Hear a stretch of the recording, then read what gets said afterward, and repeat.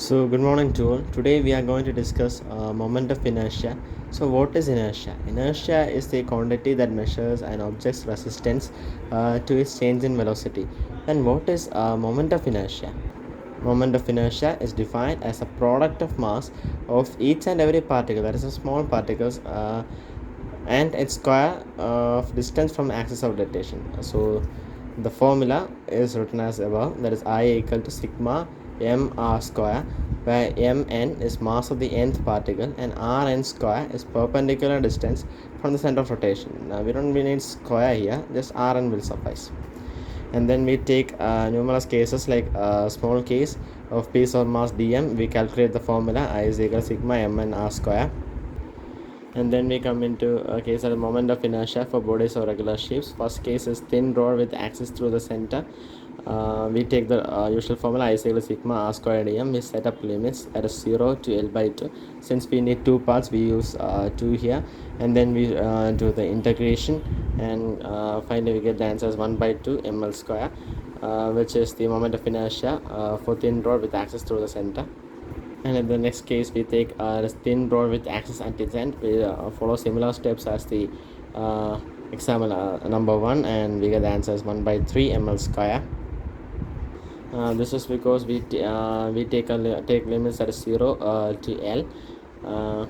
Instead of 0 L by 2 that was taken in the earlier case, we integrate r square by 3 m by L the whole square by 3. We set up the limits, and becomes m by L into L cube by 3. It's given as 1 by 3 ml square. And as a third case, we take moment of inertia for a hollow sphere. In this, we will be using moment of inertia of rings also.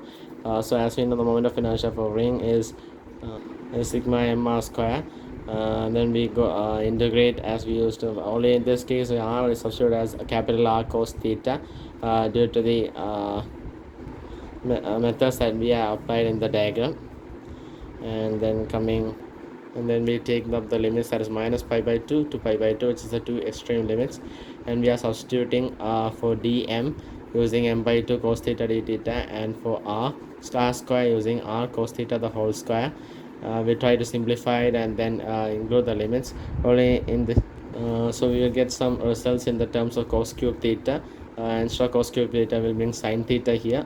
So sin theta, as we know, 1 minus sin square theta is equal to cos square theta. So we will be splitting cos cube theta into cos square theta into cos theta, that is 1 minus sin square theta into cos theta.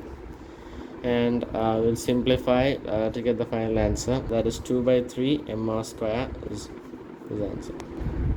And then we go for moment of inertia of a solid sphere, which is kind of like the similar case as we are taken for hollow sphere. Only in this case, we will be directly taking moment of inertia hollow sphere. We will be we won't need limits to this question. We will be simplifying the integrals as such. Limits will be added in the final, that is 0 to r means r is a radius. Radius is specified here. We will simplify the formula to get the answer 2 by 5 mr raised to 4, which is the moment of inertia for solid sphere. Coming into moment of inertia for cylinders, that is hollow cylinder and solid cylinder, we will be taking I is equal to sigma dm r square, which is a standard formula. We'll bring r square, that is a constant outside, and dm, so we get answer like I is equal to mr square. Only in the next case, that is in the solid cylinder, we will be taking, instead of r square, we will be taking r by 2 the whole square. R by 2 the whole square will r square by 2, not r by 2 the whole square, r square by 2. R square by 2 is taken as a constant and is get out of the integral sign. Final answer we get as I is equal to mr square by 2. Then we come to moment of inertia of circular rings and also dish-shaped structures. First, we will discuss the moment of inertia of circular ring. Let the ring mass be m, radius be capital R. We will be using our standard formula I is equal to dm sigma dm r square. We will take the constant r square out of the integral sign, r square dm, and we get the formula like I is equal to mr square. And then this we follow similar procedures, that is mass is taken as capital M, r radius is taken as capital R.